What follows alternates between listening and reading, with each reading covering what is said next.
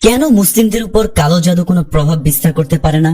প্রিয় দর্শক, আপনি জেনে অবাক হবেন যে বর্তমান পৃথিবীর সবচেয়ে বড় জাদুকরিনী জান্নাহ খুশিনী তিনি তার ইন্টারভিউতে আশ্চর্যজনক কিছু তথ্য দিয়েছেন।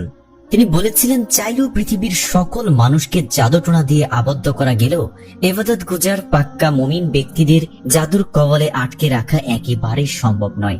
তিনি বহুবার এ নিয়ে চেষ্টা করেছেন, কিন্তু তিনি সফল হতে পারেননি। দর্শক, কেন মুসলিমদের জাদুর কবলে আটকে রাখা সম্ভব হয়নি? আর কোন মানুষ যদি জাদুর টোনার বিষাক্ত ছোবলে আক্রান্ত হয়, তাহলে নবী করিম সাল্লাল্লাহু আলাইহি ওয়াসাল্লামের যে উপদেশ পালন করে তিনি তা থেকে মুক্তি পেতে পারেন, তা আপনাদের সামনে আমি তুলে ধরব। বিস্তারিত জানতে ভিডিওটি শেষ পর্যন্ত দেখার জন্য অনুরোধ জানাচ্ছি। দর্শক, রাশিয়ান এক জাদুকর মহিলার 1.5 ঘন্টা লম্বা একটি টিভি ইন্টারভিউ দেখছিলাম। মহিলাটির নাম ছিল জান্নাহ খুশিনী।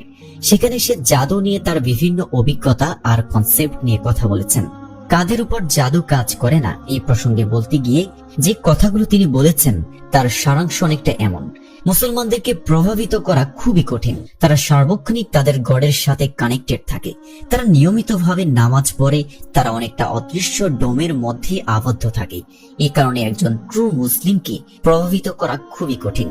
জাদু নিক্ষেপের জন্য ভিকটিমকে খুঁজে পাওয়ার ক্ষেত্রে তিনি বলেন, একজন সত্যিকারের মুসলিমের ক্ষেত্রে তিনি তাকে খুঁজে পান না, তার সামনে থেকে সে অদৃশ্য হয়ে যায়।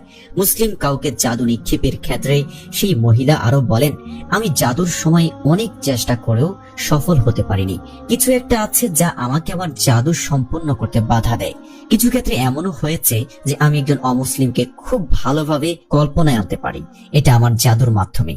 অন্যদিকে আমি একজন মুসলিমের ক্ষেত্রে সেটা পারি না, এবং তার কোনো ছবি যদি আমার হাতেও থাকে এবং আমি সেটা দেখেও যদি সেই মুসলিম ব্যক্তিকে কল্পনায় আঁকতে চাই, আমি তা পারি না।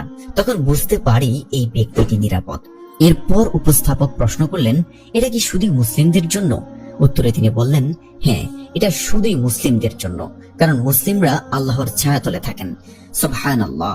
আল্লাহ সুবহানাহু ওয়া তাআলা বলেন, নিশ্চয়ই যারা ঈমান এনেছেন এবং তাদের রবের উপর তাওয়াক্কুল করেছেন, তাদের উপর শয়তানের কোনো ক্ষমতা নেই। সূরা নাহল আয়াত 99। আল্লাহ তাআলা এই জাদু টোনা করাকে হারাম ও কবিরা গুনাহ বলেছেন। জাদু টোনার প্রভাবে মানুষের মারাত্মক ক্ষতি হয়। হাদিসের বর্ণনা থেকে জানা যায়, বনি জুরাইক গোত্রের লাবিদ বিন আসরিক নামে এক ইহুদি রাসূলুল্লাহ সাল্লাল্লাহু আলাইহি ওয়াসাল্লামের মাথার চুল মুবারক এবং তার ব্যবহৃত চিরুনির ভাঙ্গা দাঁতের মাধ্যমে তার উপর জাদু করেছিল। তবে জাদু টোনা থেকে বাঁচার একাধিক সুন্নতি আমল আছে। হাদিসের বর্ণনা থেকে তা সুস্পষ্ট। তার মধ্যে সর্বোত্তম যেটি, তা হলো সকাল সন্ধ্যা 3 সূরার আমল। রাসূলুল্লাহ সাল্লাল্লাহু আলাইহি ওয়াসাল্লাম বলেছেন, সকাল সন্ধ্যা 3 বার করে সূরা ইখলাস, সূরা ফালাক এবং সূরা নাস পড়বে। এই সূরাগুলো সব বিপদ আপদের মোকাবেলায় যথেষ্ট হবে।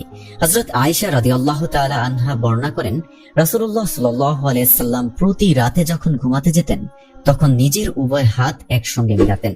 তারপর সূরা ইখলাস, সূরা ফালাক, সূরা নাস পড়তেন এবং উভয় হাতে ফুঁক দিতেন। তারপর দেহের যতটুকু অংশ সম্ভব হাত বুলিয়ে নিতেন। তিনি মাথা, মুখমণ্ডল ও শরীরের সামনের অংশ থেকে শুরু করতেন। তিনি এরূপ 3 বার করতেন। এই জাদুটোনা থেকে মুক্ত থাকার আরেকটি বড় আমল হচ্ছে নিয়মিত আয়াতুল কুরসি পাঠ করা। নিয়মিত আয়াতুল কুরসি পড়লে জাদুটোনার প্রভাব ও আক্রমণ থেকে মুক্ত থাকা যাবে। যারা নামাজ পড়েন, প্রত্যেক ফরজ নামাজের পর তারা আয়াতুল কুরসির আমল করেন। এটি তাদের জাদুটোনা থেকে বেঁচে থাকার অন্যতম উপায়।